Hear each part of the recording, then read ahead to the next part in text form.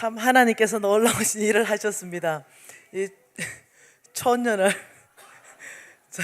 전 세계에 보내시면서 주님께서 높여주시니 오직 주의 은혜입니다. 목사님 처음에 여기 왔을 때가 몇 년도죠? 제가 가나안교회 왔을 때가 13년, 14년, 14년, 15년, 16년, 17년 벌써 5년 됐어요. 13년 이 새 가나안교회 처음 왔을 때 그때 저는 우리 이기동 목사님이 누군지를 잘 몰랐습니다. 근데 이기동 목사님께서 이 유진 아빠를 만나가지고 그러면서 나와 연결이 안 되니 이제 유진 아빠하고 만나서 저 사람을 좀 초청하고 싶다 이렇게 해서 유진 아빠의 압력에 의해서 이제 새 가나안교회에 오게 되었습니다. 그때 저는 늘 왜 보내실까? 하나님이 새 가나안교회에 왜 보내실까? 이것이 나는 늘 궁금했거든요. 근데 교회 딱 들어오는데 하나님께서 말씀하시더라고요. 그래서 그때 13년도에 나눴던 말씀을 다시 한번 보고 싶습니다. 신명기 11장입니다.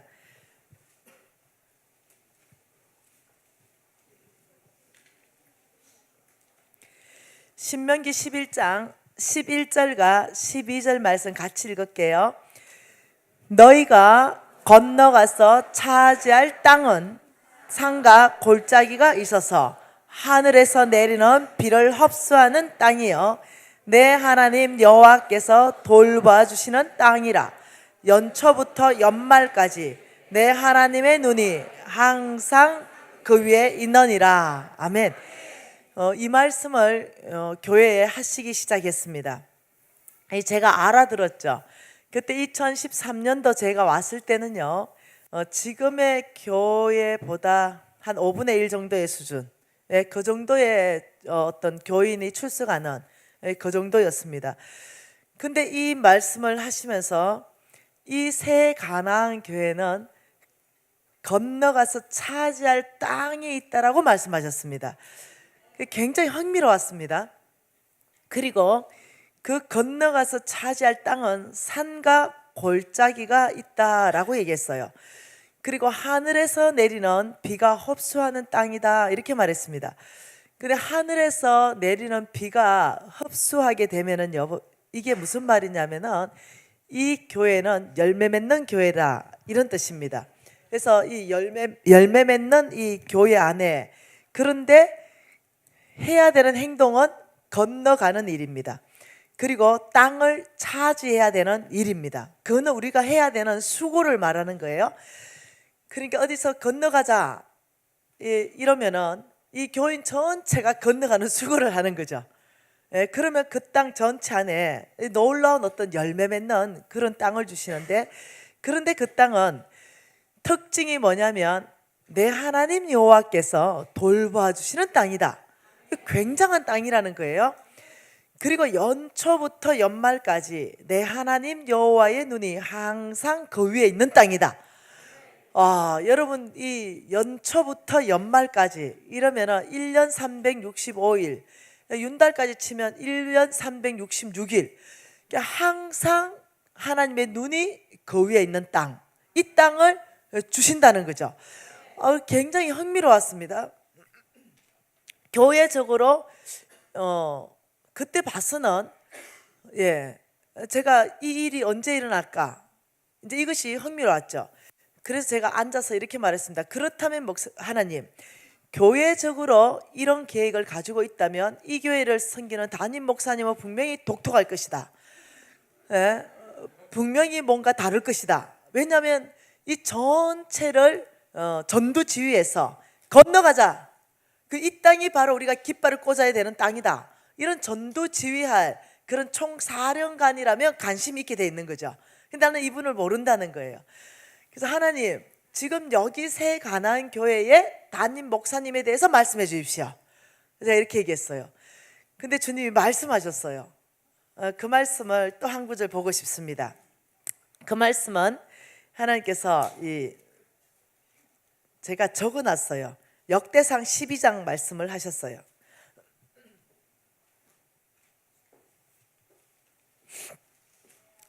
역대상 12장 말씀이에요. 이 12장 32절로 말씀하셨는데요. 같이 좀 보고 싶습니다. 역대상 12장 32절. 자, 같이 읽어볼게요.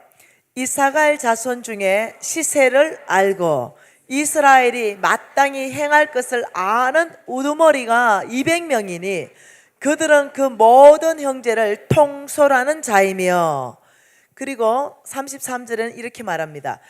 스불론 중에 무기를 가지고 두 마음을 품지 아니하는 자가 싸움을 잘하는 자가 5만 명이다. 그리고 34절에 납달리 중에는 지휘관이 1000명과 방패와 창을 가지고 따르는 자가 3만 7천 명이다. 단 자손 중에는 싸움을 잘하는 자가 2만 8,600명이다. 아셀 중에는 싸움을 잘하는 자가 4만 명이다. 이러면서 여러분 또 루벤 자손, 갓 지파, 므낫세 반 지파 모든 무기를 가지고 능히 싸움을 잘하는 자가 12만 명이다. 이래서 쭉 있는데 아버지 새가난 교회 이기동 목사님에 대해서 말씀해 주십시오. 이때 하나님께서 역대상 12장 32절 이사갈 자손 중에 시세를 알고 이스라엘이 마땅히 행할 것을 아는 우두머리가 200명이다. 그들은 그 모든 형제를 통솔하는 자이다. 이렇게 말씀하시는 거예요. 그래서 제가 알아들었습니다. 그것은 무슨 말이냐면 리더다 이 말입니다. 하나님께서 내가 쓰는 리더다 이렇게 말하는 거죠.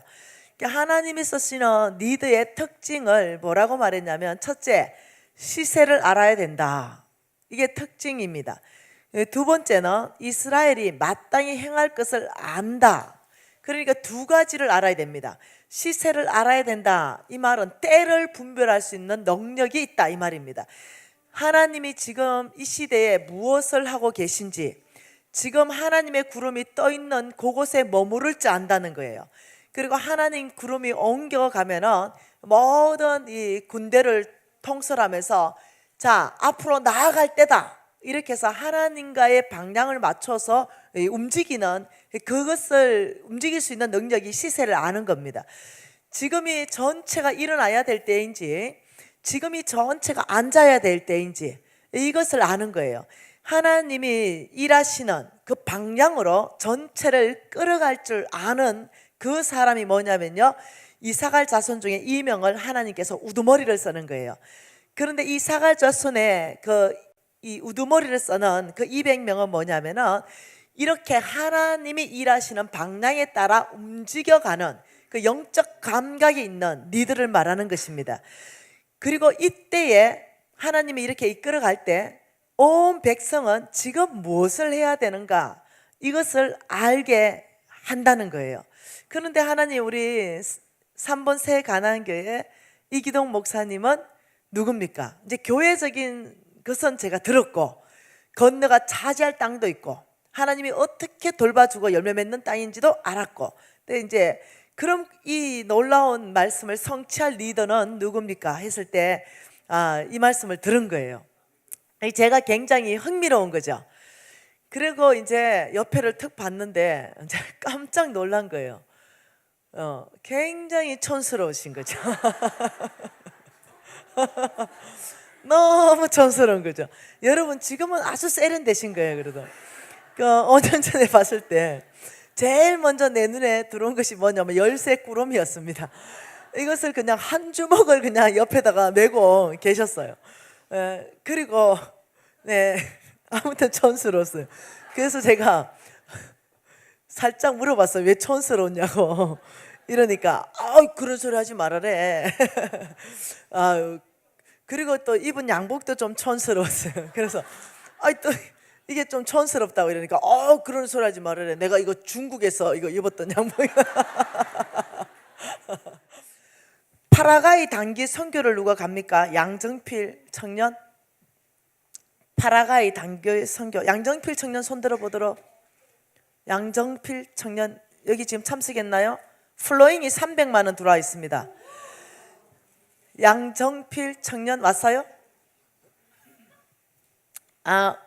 여기는 없는가 보네요.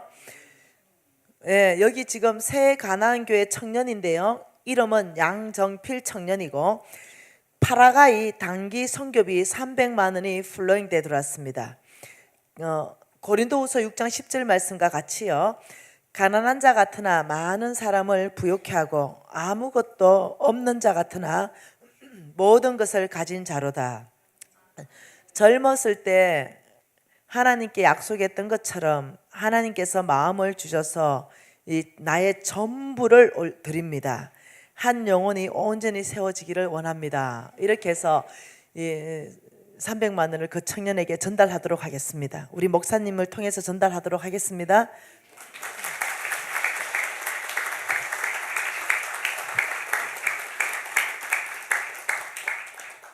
여러분 지금 보셨던 이런 어떤 나의 재정을 깨트려서 정말 이 흘러보내는 거, 이런 것도 한 단면 안에 큰 기독교 문명 개혁 운동입니다. 이기적이고 아주 개인적이고 절대 손내보지 않으려는 그런 세상 문화가 교회 안에까지 들어왔죠. 근데 교회에서는 주님 말씀하시며 기꺼이 제가 깨트려서라도 제가 하나님 말씀한 곳으로 제가 보내며 섬기고 그 나라를 함께 동력하여, 이거는 300만 원 보낸 사람과 선교 현장에 같이 가는 사람이 함께 사역하는 거거든요. 이거 역시 기독교 문명 개혁 운동의 하나입니다. 여러분 기대가 큽니다. 하나님께서 이 4일간 시간 안에 우리에게 세컨 찬스를 주실 수도 있습니다. 정말 새로운 어떤 시간이 될 수도 있겠습니다.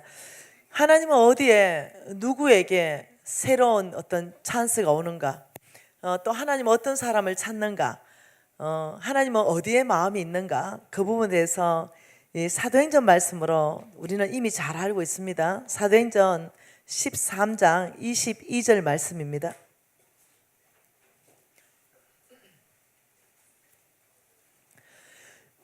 (22절) 한 절 말씀만 같이 읽을게요. 패하시고 다윗을 왕으로 세우시고 정언하여 이르시되 내가 이새의 아들 다윗을 만나니 내 마음에 맞는 사람이라 내 뜻을 다 이루리라. 자, 하나님께서요 한 사람은 패하시고 이렇게 말했습니다. 패하시고 잘랐다는 거예요. 그리고 한 사람은 세우시고, 무엇을 패했냐? 왕으로서 패했다는 거예요. 사울은 왕의 자리에서 자르고 다윗은 왕의 자리로 다시 세웠다는 것입니다. 그러니까 도대체 왜 사울이 왕에서 잘렸는가를 연구해보고 왜 다윗이 왕으로부터 하나님으로부터 왕으로 뽑혔는가를 연구해보면 오늘날 저와 여러분의 삶에도 동일한 방법으로 하나님이 패하시고 동일한 방법으로 하나님께서 그 사람을 쓰신다는 걸 이해하셔야 됩니다. 그래서 패하게 된 사울은요 실패자가 아니에요. 하나님이 사울을 잘못 뽑은 게 아닙니다. 사울은 굉장히 겸손한 사람이었어요. 근데 하나님께서 사울을 자른 거죠. 예? 이 이유가 사울에게 있었습니다. 사울이 중간에 타락하게 됩니다. 그래서 이 지금 주제를 가지고 오늘 4일 전체를 보고 싶은 거예요.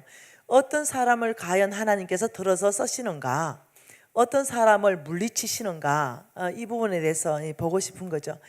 제가 오래전에 망했잖아요. 여러분 시간 그냥 뭐 망했던 얘기도 하고 잘 됐던 얘기도 하고 이러보고 싶습니다. 망해버린 거죠. 불치병이 먼저 왔습니다. 그리고 재물이 다 날아가 버렸죠. 그리고 망했어요. 그리고 어느 날 너무 간절한 마음이 있었습니다.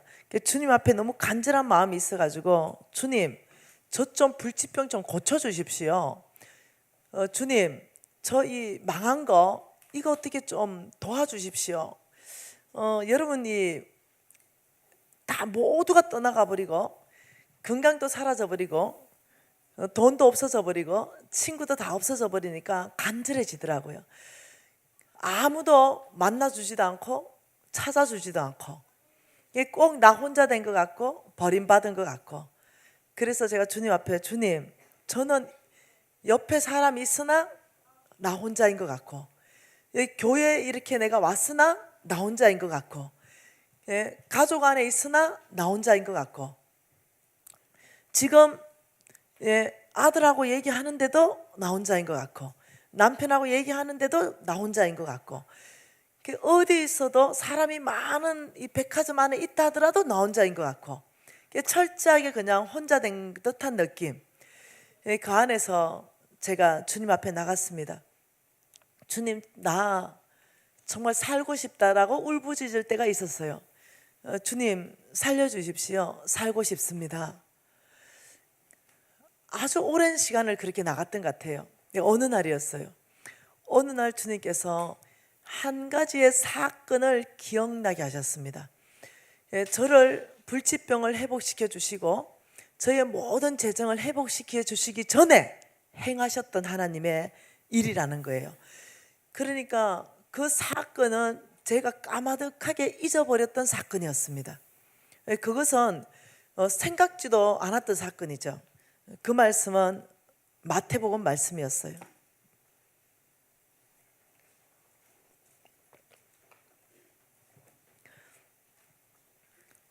마태복음 1장 말씀이었습니다. 여러분, 제가 고신 4대잖아요. 그리고 저는 7살 때부터 저는 성경 읽고 지금까지 성경을 250번도 더 읽었습니다. 웬만한 성경 말씀은 대충 어디에 있는지는 제가 거의 다 기억합니다. 그리고 기도를 하루에 3시간 이상 안 한 적이 없습니다. 지금도 그거는 습관입니다. 그런데 제 안에 뭐가 있었냐면 교만이 있었습니다. 제 안에 영적 교만이 있었고, 저는 그것이 교만인지도 모르고 살았습니다. 근데 기준이 있었어요. 높은 차원의 수준의 기준이 있었습니다. 제가 대학을 경영학과를 갔고 제가 사업하기 위해서 또 다른 과를 가서 저는 총 대학을 3개나 나왔습니다. 이 대학 다닐 때 그때가 한참 유행한 게 뭐였냐면은 그 물건을 이렇게 내놓고 남자가 그 물건을 잡으면 이렇게 뭐라 그러죠? 그거 미팅 짝이 되는 거, 이걸 소개팅이라 그러죠. 그게 한참 유행할 때입니다. 그러면 여자 5명 가면은 남자들이 물건을 내놔요. 그러면 내놓은 걸 아무거나 잡으면 그 물건 임자하고 나하고 짝이 되는 거죠. 근데 여러분이 안 믿어도 상관없습니다. 제가 대학 다닐 때 미스 코리아 나갈 뻔했습니다. 지금보다 몸무게가 20kg나 덜 나갔고요.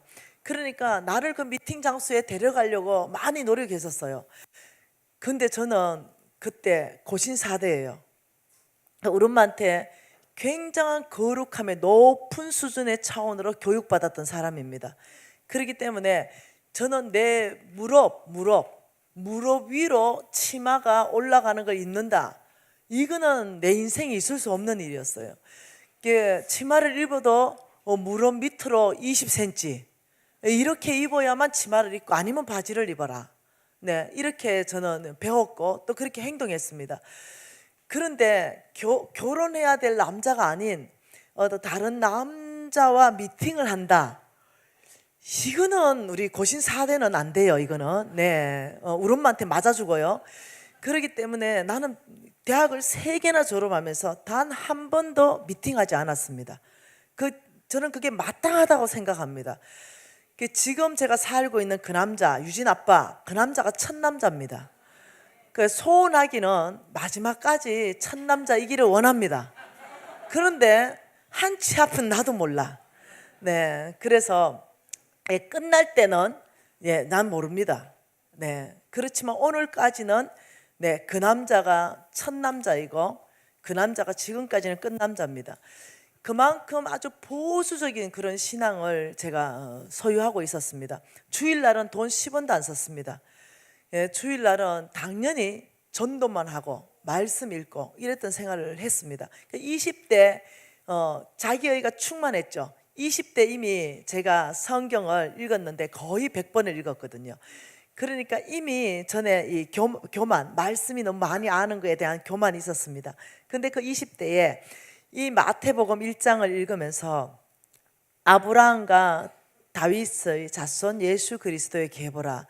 우리 예수님이 도대체 누구를 통해서 낳는가, 이것이 너무너무 흥미로운 거죠. 근데 또 보니까 예수님이 나시는데 남자가 42명이 동원되고 여자가 5명이 동원되는 거예요.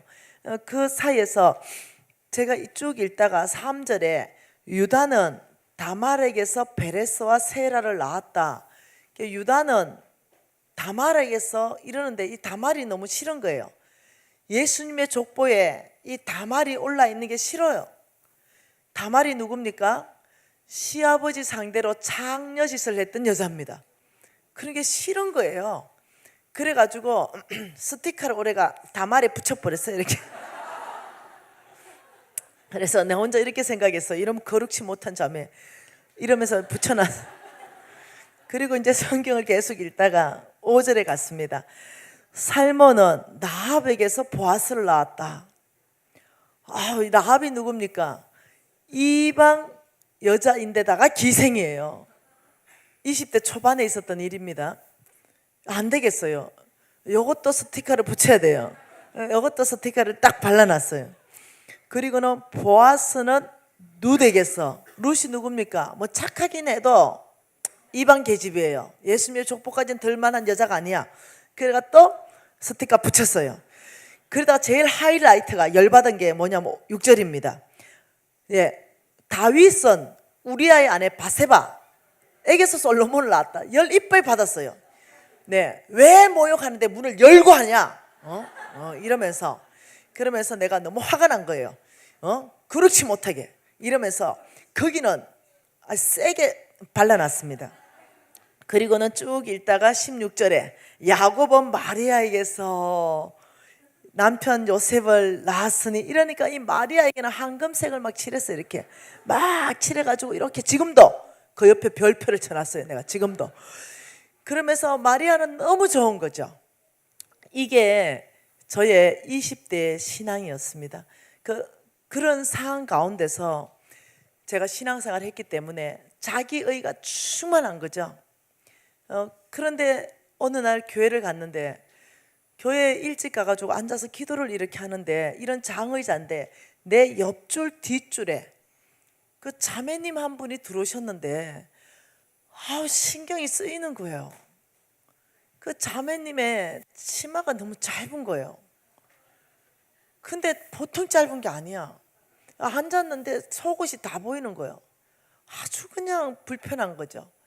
그러더니 이 자매가 딱 앉아가 다리를 꼬더니 껌을 짝짝짝짝짝짝 씹는 거예요.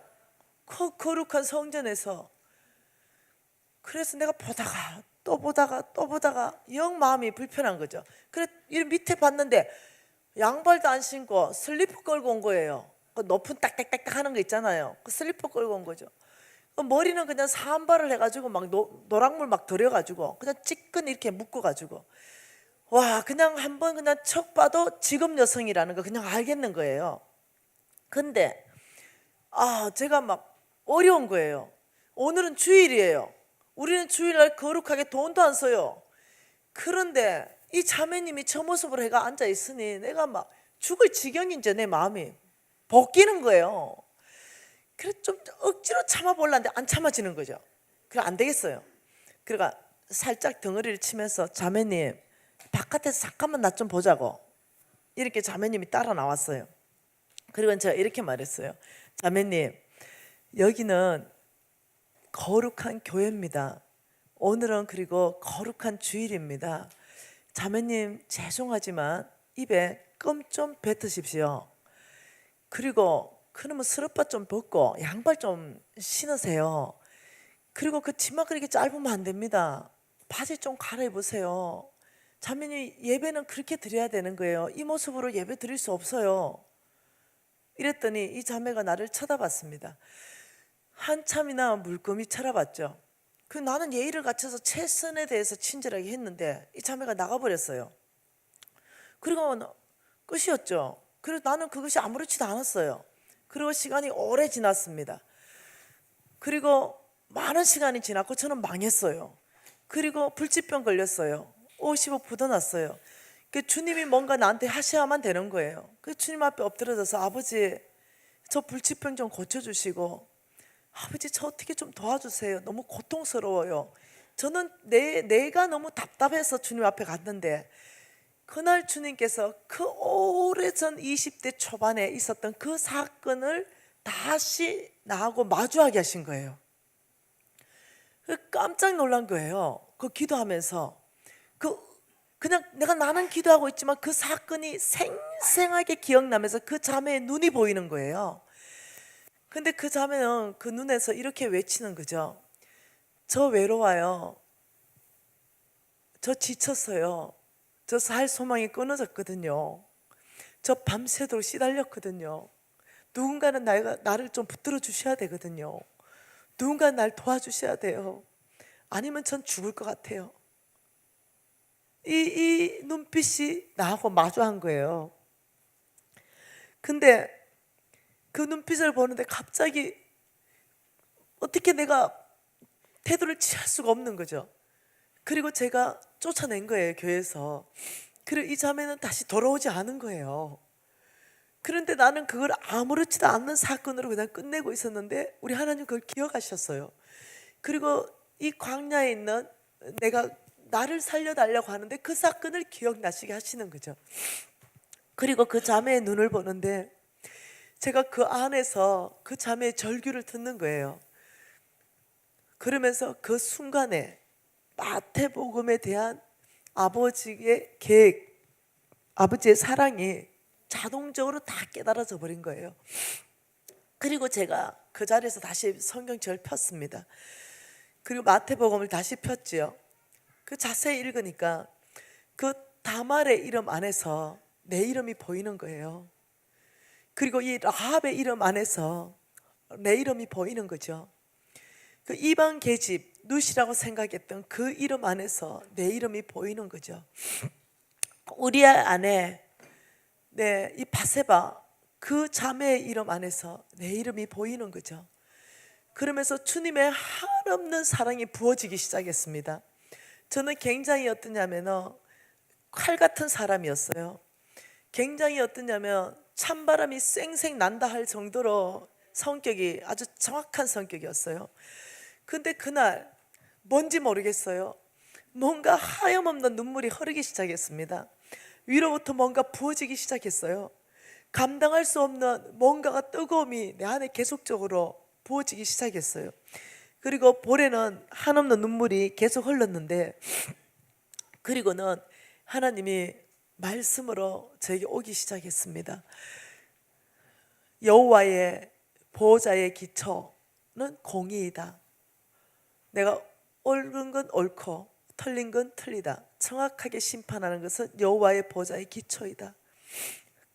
그러나 여호와 보호자 전체를 듣고 있는 것은 하나님의 긍휼하심이다. 하나님의 사랑이다. 여호와의 앞에, 공의 앞에 섰을 때 누가 그 칼날을 피해갈 수 있겠느냐. 우리 하나님의 그 크신 사랑과 그 크신 긍휼이 오늘날 다말, 라합, 룻, 바세바 이 모든 자매의 죄는 이미 다 용서하면서 이 한없는 하나님의 사랑이 오늘 너를 용서했지, 이렇게 말씀하시는데 제가 감당할 수가 없었습니다. 제 주님 앞에 제 인생 가운데 많이 울었던 사건 중에 한 사건입니다. 펑펑 울었습니다. 하나님께서는 그 자매를 살리기 위해서 교회를 보냈어요. 근데 교회에 피해 들어왔죠. 세상에는 피할 곳이 없는 거죠. 교회에 피해 왔는데 저는 오히려 내어 쫓아버린 거죠. 오히려 그냥 보내버린 거예요. 아버지가 그걸 보셨는데 오래 참으셨어요. 정말 오래 참으시고, 이제 나는 주님의 긍휼이 필요한 거예요. 나는 주님의 용서함도 필요한 거죠. 나는 이제 주님이 정말 새롭게 나에게 뭔가 도와주셔야 되는 간절하게 필요한 그때에 이 사건을 마주하게 하셨습니다. 그러면서 하나님이 저를 새롭게 하는 데 있어서 장애되는 요소를 보이셨어요. 그것은 내 마음이 장애가 되었던 거예요. 하나님이 나에게 뭔가 새롭게 역사하는 데 있어서 이 내 마음이 장애로 이게 있었던 거죠. 근데 그 안에 제가 불치병에 걸렸던 그 이유도 내 안에 뭐가 있었냐면 응어리였어요. 내 안에 이 용서하지 못하는 원수 갖고 싶은 그 마음이 내 안에 꽉 차 있었어요. 왜냐하면 사람들이 20대의 여사장을 속이기에는 너무나 쉬웠거든요. 내가 상대해야 되는 사장들은 50대 후반에 60대 이런 남자들이거든요. 세상 남자들을 상대해서 제가 사업하다 보니까 이 사람들이 날 속인 거예요. 그리고 나는 속임을 당했죠. 그리고는 이 사람들이 나의 돈을 다 많이 떼먹었어요. 그리고 내가 보증선고도 다 날렸죠. 그러면서 아주 거짓말하면서 아주 심한 보증까지 쓰게 했어요. 그 내가 너무 순진했거든요. 그래서 일수 보증을 쓰기 시작했습니다. 그 일수보다 더 심한 거 꽁지 보증을 또 썼어요. 1억을 빌리면 1억을 더 이자로 갚아야 되는 게 꽁지입니다. 그때 당시에 이자가 나라에서 말한 이자가 66%입니다. 66%를 합법적으로 받아야 된다고 했기 때문에 100%의 이자는 사채에서 있었습니다. 그런 보증을 쓰고 이래 했더니 그 사람들은요 정말 실질적으로 장기라도 팔아서 갚아라고 이렇게 협박하는 사람들이에요. 그런 사람들한테 너무 시달리면서 어떠냐면은 나를 여기까지 망하게 한 사람들에 대한 원망, 저 사람만 아니면 내가 이 꼴은 당하지 않았는데 하는 어떤 이 응어리, 이런 게 내 안에 있었어요. 근데 너무 극한으로 몰렸기 때문에 그 사람들이 내 돈을 빼돌렸어요. 그리고 자기는 집이 좋은 데 사는데 그 명의를 다 바꿨어요. 다른 사람 명의로. 그 소유주가 확실한데 명의만 다른 사람으로 바꿔가지고 내 돈으로 다 그렇게 살고 있는 거예요. 근데 어느 날 너무 배고프고 너무 힘든데도 그 사람들 다 내 전화도 내 돈을 가지고 하면서 전화를 안 받아요. 그래서 어느 날 제가 차를 몰고 갔죠. 차를 몰고 그 집 앞에서 기다렸습니다. 나오기만 하면 그냥 차 타고 같이 죽어본다 이 생각이 내 안에 들었습니다. 그래서 한참을 기다렸어요. 그날 만일 그 집에서 그 사람이 나왔으면 그날 같이 죽었을 거예요. 그만큼 내 안에 복수하고 싶은 마음, 절대로 용서하지 못하는 마음, 이것이 꽉 자리하고 있었던 거예요. 이것이 병을 만드는 거예요. 이것이 이제 큰 마음의 어떤 짐으로 이 사람이 숨이 안 쉬지는 거죠. 이것이 큰 병을 만들고 불치병을 만들기 시작한 거예요. 근데 저는 이제 끊임없이 내 안에 복수심이 있는 거예요. 이 사람이 나쁘게 했거든요. 저한테 너무 크게 거짓말하고 너무 크게 사기쳤거든요. 그리고 다 빼돌렸거든요. 그러니까 용서할 수가 없는 거예요. 그래서 오늘은 네 죽고 내 죽는다 이런 생각이 꽉 차 있는 거예요. 근데 안 나오는 거예요. 하루 종일 기다렸는데 그 집에서 안 나오는 거예요.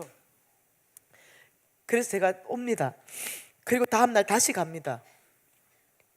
그리고 나오기만 하면 끝내고 싶은 거예요. 네 죽고 내 죽고. 이래서 끝내고 싶은데 그날도 안 나옵니다. 그 사람이 어디 갔냐고 물어보니까 어디 갔대요. 알았다고. 다시 그 사람이 갔다는 곳으로 갔습니다. 그리고 한참을 기다렸어요. 나오기만 기다렸습니다. 안 나오는 거예요. 그래서 그날 이제 교회 가서 펑펑 울면서 있는데 주님께서 딸아 용서하라 이렇게 말하는 거예요. 그래서 제가 어떻게 이걸 용서해요? 주님 나는 용서 못합니다. 용서할 수가 없었습니다. 여러분 인생 가운데 아주 치명적으로 인생을 망쳐놓은 사람, 여러분 각 사건은 다를 수 있어요.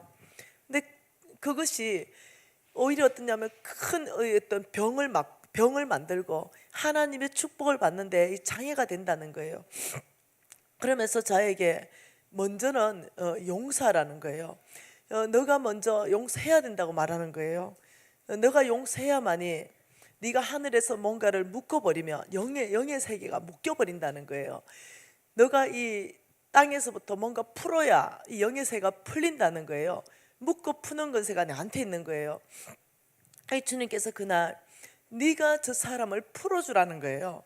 저 사람을 묶는 것은 그것은 이렇게 되는 거죠. 영적으로 이 A라는 사람이 있는 거예요. A라는 사람, 이 사람은요 죄인이에요. 나쁜 사람이에요.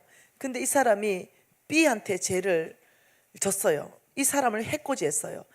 이 A라는 이 사람은 죄를 진 죄인이기 때문에 합법적으로 연계해서 사단이 묶을 수 있는 합법적인 권리가 있습니다. 그런데 이 사탄은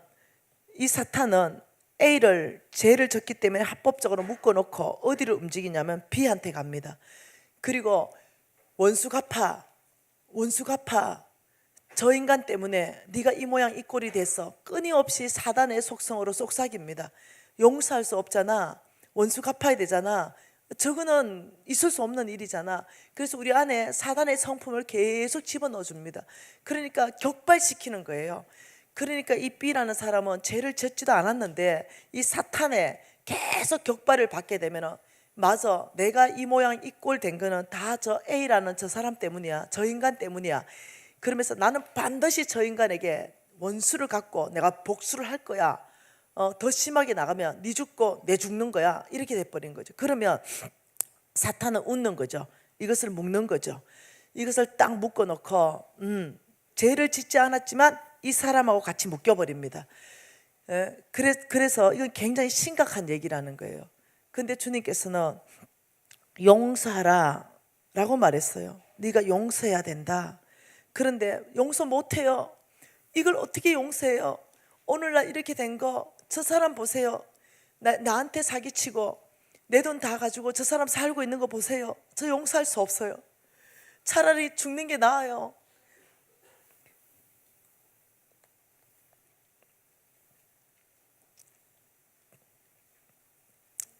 근데 주님은 이렇게 말했습니다. 용서해야 살 것이다. 네가 살 것이다. 이 사람을 위해서가 아니라 따라 너를 위해서 얘기하는데 용서해야 된다고 말했습니다. 여러분, 이런 거예요. 용서라는 거는 이런 겁니다. 이 사탄이 묶으려고 왔죠. 그런데 이 죄를 누가 졌냐면은 A가 졌지만은 이 B에게 죄를 졌기 때문에 용서를 해주는 사람은요, B가 A를 용서해 줄 수가 있습니다. 그러면 그거는 용서가 되는 겁니다. 이 사탄이 B를 묶기 위해서 격발시켰지만 B가 사탄의 계략을 이해를 하고, 아니, 나는 너에게 묶이고 싶지 않아. 나는 나를 위한 것을 선택하는데 나는 저 사람을 용서하기로 결정해. 용서라는 것은 사랑까지 해야 될 책임은 없습니다. 그냥 용서하기로 결정하는 겁니다. 그 순간 놀라운 일이 연기 안에서 일어나는 것은 이 죄인을 묶어놨던 A의 사탄의 결박이 끊어집니다. 이게 없어져요. 왜요? 용서가 선포됐기 때문에 그래요. 그래서 어떠냐면 이 관계 안에서 묶이지가 않습니다. 그 나머지는 주님께서 알아서 할 일이에요. 이 사람의 죄에 대해서는 주님께서 저에게 그 깊이 안에 말씀하신 것이 뭐냐면은, 딸아, 이 사건과 같이 말씀한 거예요. 이 지금 저는 마태복음 사건 안에서 저는 높은 수준의 도덕 기준을 가지고 제가 이렇게 사는 사람이에요. 근데 하나님께서 누가 내 앞에서 나는 다말이 아니요, 나는 나합도 아니요, 나는 룻도 아니고 나는 우리아도 아닙니다. 누가 내 앞에서 이렇게 나설 사람이 있냐는 겁니다. 모든 영역 안에서 우리는 다 똑같은 거죠. 우리는 여기서 이 안에 다 들어가는 거예요. 그러면서 주님께서 나의 그 큰 사랑이 이 지금 자매들을 다 용서하면서 오히려 예수 그리스도가 이 땅에 오는 통로로 사용한 것처럼, 딸아, 내가 너를 용서한 것처럼 용서하라. 굉장히 어려운 어떤 선택을 해야 되는 그런 시간이죠. 처음에는 용서할 수 없다 그랬어요. 근데 제가 이렇게 말했죠. 아버지, 용서할 수 있는 힘을 주십시오. 내 힘으로 불가능합니다. 저에게 용서할 수 있는 힘을 주십시오. 이걸 제가 일주일 금식합니다. 그리고 아버지, 일주일 후에 그 용서해야 될 사람들의 리스트를 적기 시작했습니다. 그리고는 한 사람 한 사람 이름을 부르면서 용서를 선포합니다. 이 사람 이래서 용서합니다. 이 사람 이래서 용서합니다. 이러면서 용서를 선포하는 그런 시간들을 가졌죠. 저는 단순히 한 것은 용서한 것밖에 없었어요. 근데 그 이후에 일어난 일은 내 불치병이 고쳐진 겁니다. 그 묶여 있었던 거, 그것이 풀어진 거예요. 그러면서 이제 그 병이 고쳐진 거예요. 그러면서 하나님께서 따라, 그 사람을 위해서 내가 용서하라는 거 아니야. 내가 너를 살려주고 싶었어. 내가 너를 살려주고 싶어서 용서를 했어 하면서 이 하나님이 세심하게 저한테 이해시켜 주기 시작했습니다. 그래서 여러분 안에 문제, 돌파해야 될 문제나 해결해야 될 문제가 이 용서와 굉장히 밀접한 관계가 있다는 걸 저는 그때 이해하게 되었습니다. 교회는 이런 곳입니다. 이런 다말이 오는 곳이 교회입니다. 라합과 룻과 이 바세바, 이런 사람들이 오는 것이 교회입니다. 우리 예수님께서 나는 의인을 위해서 온 것이 아니라 죄인을 위해서 왔다고 했습니다. 오늘 교회 안에서 옷을 잘 입은 사람, 위치가 높은 사람이 오면은 막 안내해가지고 앞자리에 앉게 하고, 아주 남루하고 아주 허름하고 이런 사람들이 오면은 있든지 말든지 앉든지 말든지 이렇게 하는 것이 오늘날 교회로 많이 바뀌어 있다는 거죠. 그래서 하나님께서 성경 전체 안에 말하는 것이 그렇게 하지 말라는 거예요. 교회는 이런 곳이 와서 치료받는 것이 교회이고, 이런 사람들이 와서 위로받는 것이 교회이고, 이런 사람들이 와서 회복되어서 정상인으로 살아가는 것이 교회이다. 그래서 외모로 취하지 말라는 거예요. 외모로 취하지 말아라. 나는 교회가 교회다워져야 된다고 생각한다. 하나님께서는 그렇게 말씀을, 그 교회에 대한 그때 저의 잘못된 어떤 태도, 저의 잘못된 속 좁은 어떤 나의 어떤 높은 수준의 기준은 그건 하나님의 기준이 아니었습니다. 그것은 내가 만들어내온 기준일 뿐이었습니다. 하나님이 원하시는 것은 나를 고치기 위해서 내 마음의 폭을 넓히셨습니다. 내 마음의 폭을 한없이 넓혀서야만 했었습니다.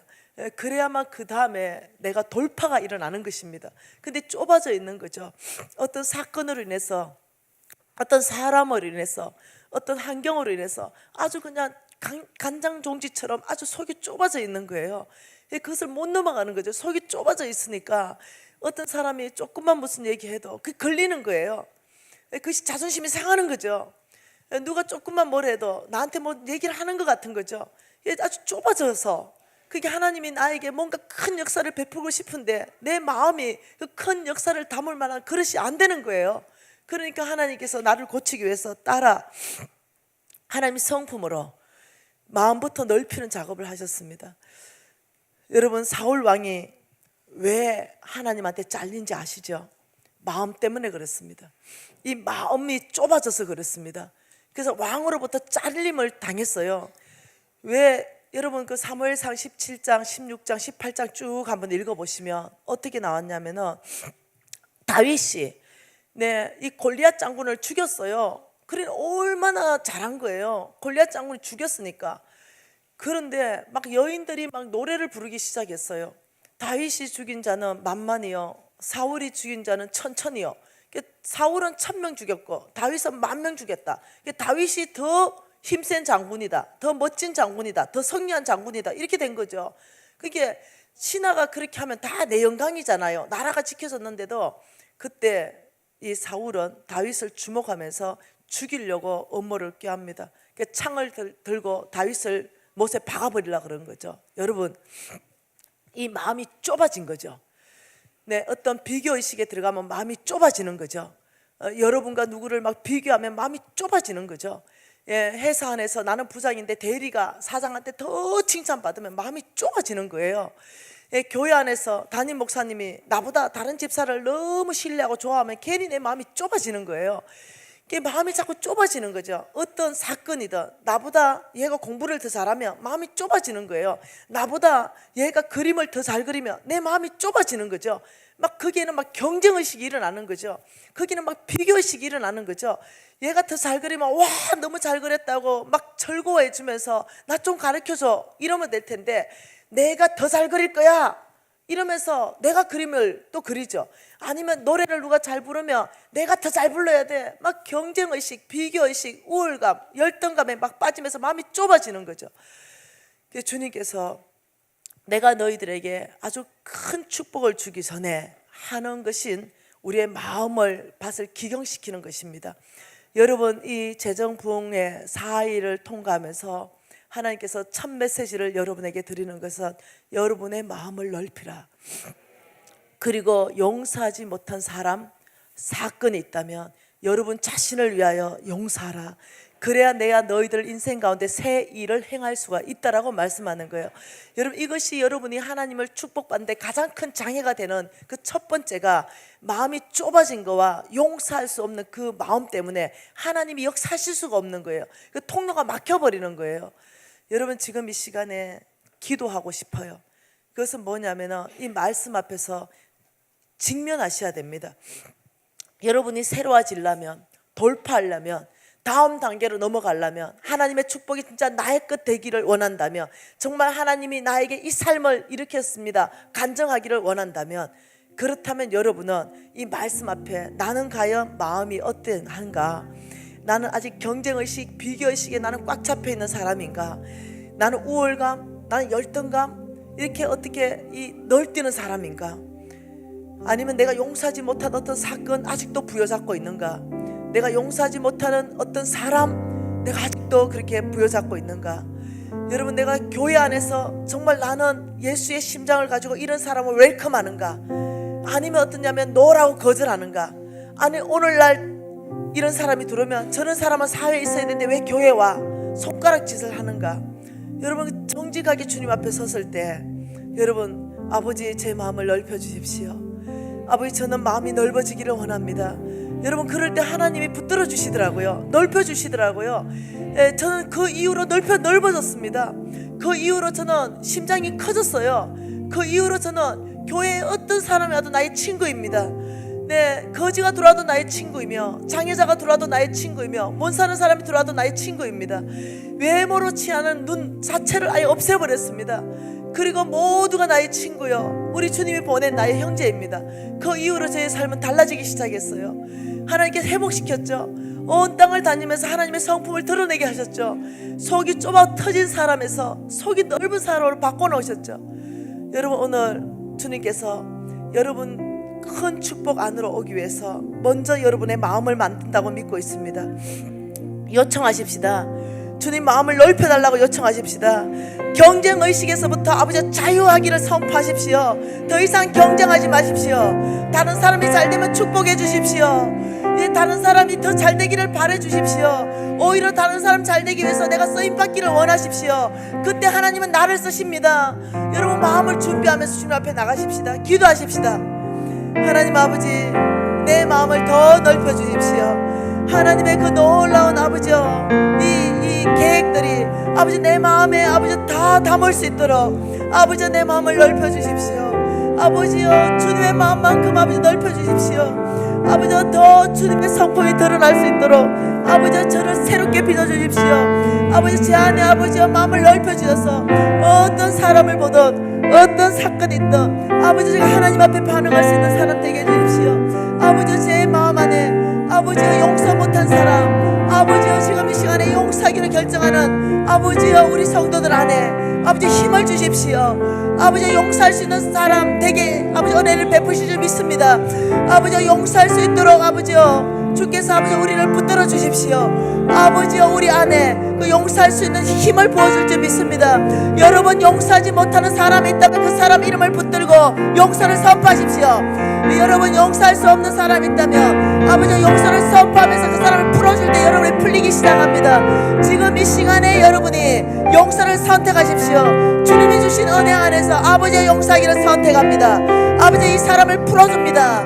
예, 주님, 우리 입술 가운데 용서가 선포되게 하시고 아버지 풀어주게 하시며 아버지 그들을 자유케 하게 해주십시오.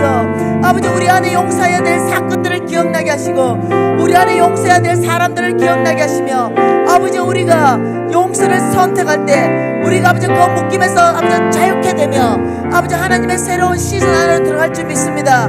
하나님께서 아버지 이 재정 부흥회를 통하여 아버지 영역을 풀어주기 원하고 돌파기로 원하시는 그 계획 전체 안에서 먼저는 우리 마음을 확대시키며 아버지 묶여있는 것들을 끌어버리며 하나님 앞에 온전한 마음으로 나가기를 원합니다. 아버지 우리가 용서를 선포하는 순간 우리에게 자유를 주시고 우리를 치유하시며 아버지 다른 시즌 안으로 이끌어 가실 줄 믿습니다. 아버지 오늘 아버지 이 말씀 앞에 반응하는 아버지 모든 아버지 우리 식구들에게 아버지 크신 은혜로 부어주십시오. 다른 시즌을 주실 줄 믿습니다. 하나님 아버지 우리가 사람을 대할 때 공의가 아니라 아버지 예수 그리스도의 사랑으로 대하게 하십시오. 아버지 이 교회 안에 예수의 사랑으로 꽉 채우는 사람으로 있고 싶습니다. 아버지 주님이 바라보는 시선으로 아버지 교우들을 바라보고 새가족을 바라보며 누가 오더라도 아버지 환영하며 예수의 사랑으로 그들을 맞이할 수 있게 하십시오. 우리 안에 묶여있었던 사건이나 묶여있었던 사람들 아버지 이제 풀어주기를 결정하였습니다. 아버지여 우리가 풀어질 때 영계 세계도 풀려서 우리 영이 자유할 줄 믿습니다. 아버지 우리에게 아버지여 이 마음의 준비를 시키며 아버지 놀라운 축복을 부으시는 주님을 찬양합니다. 예수님 이름으로 기도합니다.